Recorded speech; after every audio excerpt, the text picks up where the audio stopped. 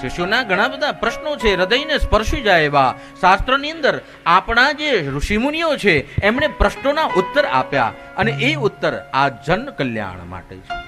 અને એમાં આ શિષ્ય પ્રશ્ન પૂછે છે, કહે છે, ગુરુ આપે કહ્યું કે આ વિશ્વનાથના ચરણ પકડી લો, પણ આ વિશ્વનાથના ચરણ પકડવાના સાધન કયા, રસ્તો કયો? પ્રભુનું સ્વરૂપ આ માયાના પ્રભાવથી દેખાતું નથી. આ જગત જે છે એમાં એવું કહેવાય છે કે પ્રભુ રજે રજ કણે કણમાં વ્યાપ છે, પણ અણુ અણુમાં વાસ તારો, પણ પરમાત્મા છતાં કેમ નથી દેખાતો?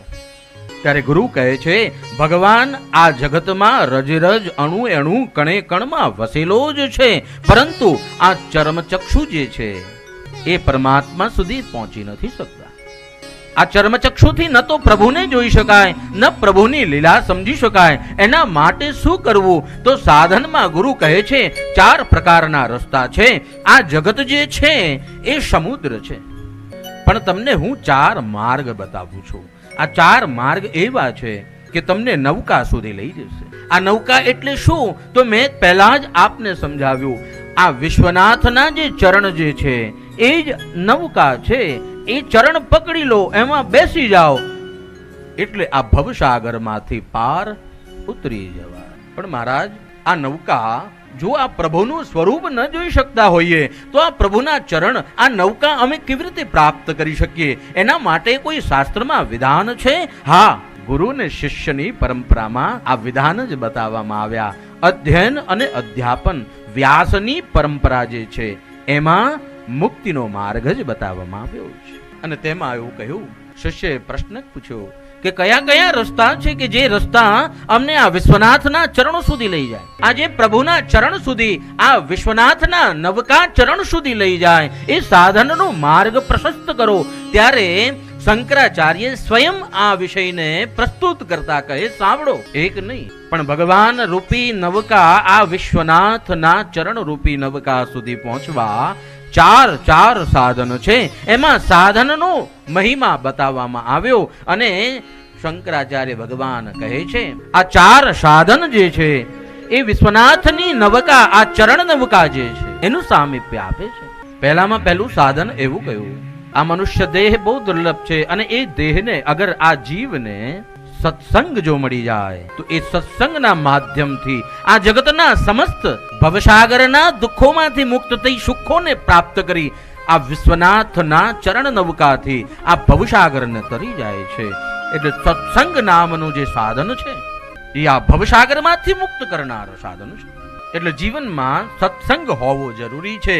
આ ભવસાગર, આ વિશ્વનાથની ચરણ નૌકામાં બેસવા માટે આપની પાસે કોઈ બીજી આવશ્યકતા, આપની યોગ્યતા, આપ કેવા છો, કેવા રંગના છો, કેવા કપડા પહેરો છો, કેવા ચપ્પલ પહેરો છો, કેવા દેખાવ છો, તેની સાથે મતલબ નથી.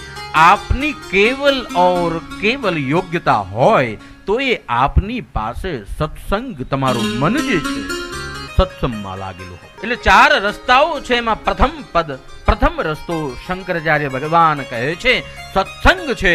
અને એ સત્સંગના માધ્યમથી જ આ વિશ્વનાથના ચરણ નવકામાં આપ સવાર થઈ શકો.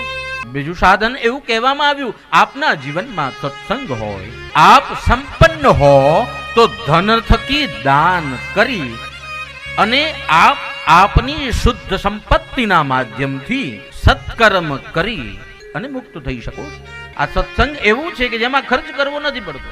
કેવલ 2 ઘડી જ્યાં ભગવાનની કથાનું આયોજન થયું છે. અત્યારે તો વ્યવસ્થા બધી હોય, ખુરશીમાં બેસવાની હોય, સોફામાં બેસવાની હોય, ગાદલામાં બેસવાની હોય, વાતાવરણ અનુકૂળ બની જાય. જ્યારે મહાદેવ પધારે એટલે આપણને શું ફાવે છે એનો વિચાર એ કરે, અનુકૂળ વાતાવરણ બની જાય છે કે નહીં? અનુકૂળ વાતાવરણ. એટલે સત્સંગની અંદર ખર્ચ નથી થતો.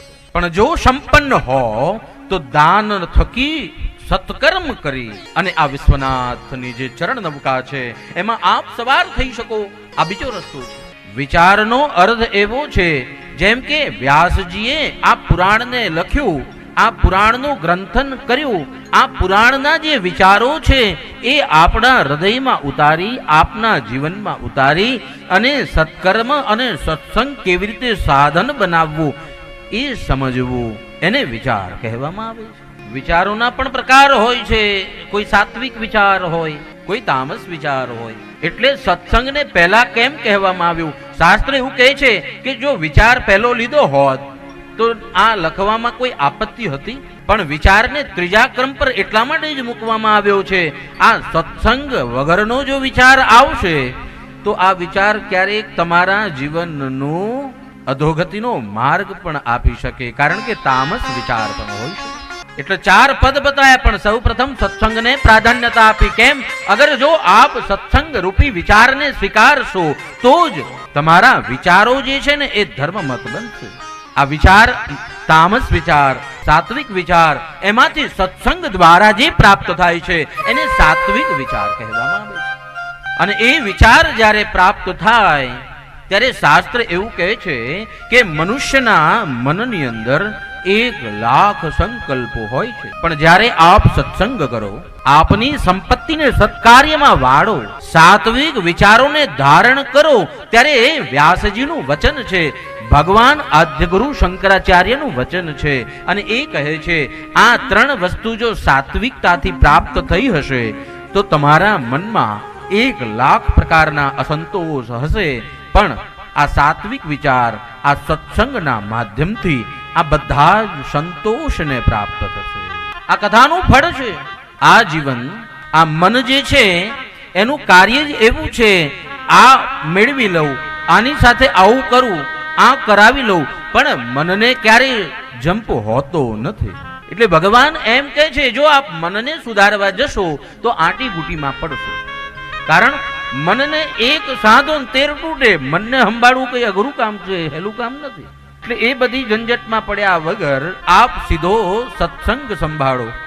આપની સંપત્તિ હોય તો સત્કર્મ કરો, આ કથા શ્રવણના વિચાર શ્રવણ કરો, અને એના થકી આપનો સંતોષ, આપનો વિચાર, આપના મનની અંદર જે 1,00,000 વિઘ્નો છે એ આ કથા અને આ વિચાર શ્રવણથી દૂર થઈ જશે. એટલે ગુરુ કહે છે આ 4 માર્ગ છે. આ વિશ્વનાથ રૂપી ચરણ નૌકામાં બિરાજમાન જેને થવું હોય એના માટે આ 4 રસ્તા છે.